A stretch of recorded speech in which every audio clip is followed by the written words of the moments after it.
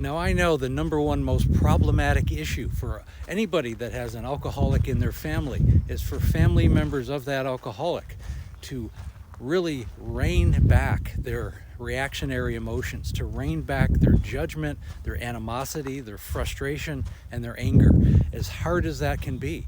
And for some people, it's impossible because it's very difficult to keep your ego in check as a family member, especially when in your head you have this huge shopping list of things that the alcoholic has done, and you keep throwing that back in their face, which is actually the wrong thing to do because you're dealing with somebody who's already physically and emotionally damaged, and they're in a vulnerable state.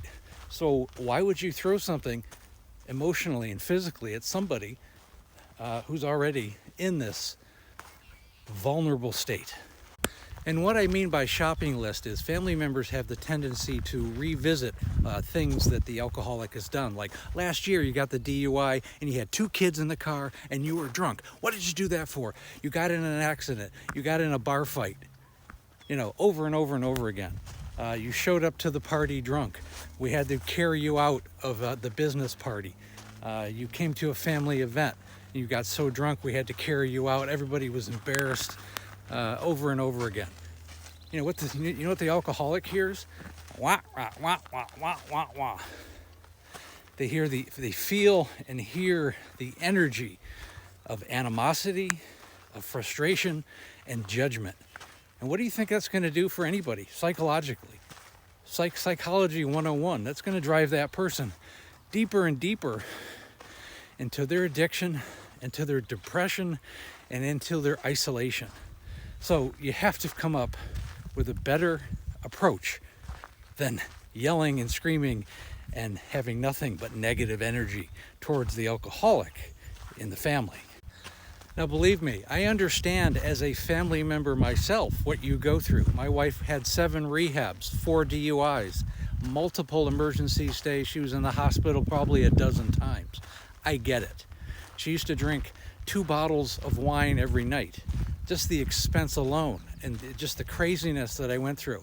I've told those stories many times on this channel. I get it. The thing is, you have to have a different approach.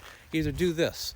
If you can't rein in your emotions, your animosity, and your frustration, then find a way to part ways with that person.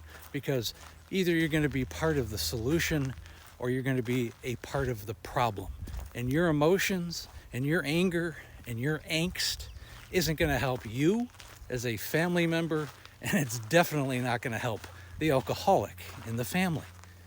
And the reason why the alcoholic is defiant and they're pushing back is because they got nowhere else to go. You know, their family members aren't going to support them and they have no support.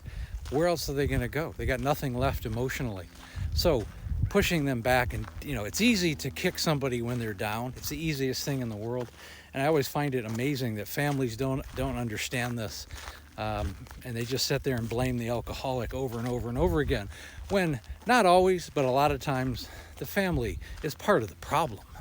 And again, this video is a scenario of a possible happening that can happen with an alcoholic. It may not pertain to every single person and every single event. But if it resonates with you, click on the link above, schedule a breakthrough call. I've helped thousands of alcoholics, and just as importantly, I've helped their families. Also, please like, share, and comment. We also have a Facebook group called Amanda, A Cautionary Tale of Alcoholism. It's growing by leaps and bounds. Come in, we talk about alcoholic subjects in the family, alcoholism. It's also a peer group. And again, thanks for listening.